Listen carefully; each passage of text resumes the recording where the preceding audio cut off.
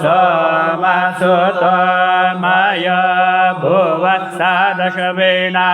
शृणोत दिष्ण्यायुवम्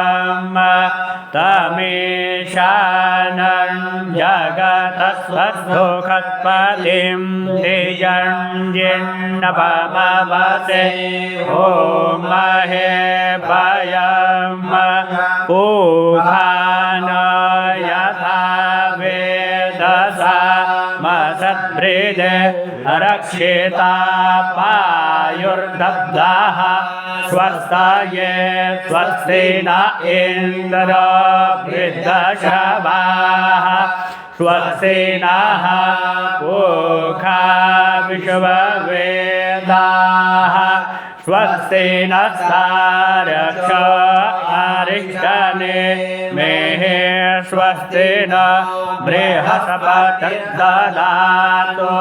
बृहदशवा मारुताः वृषणे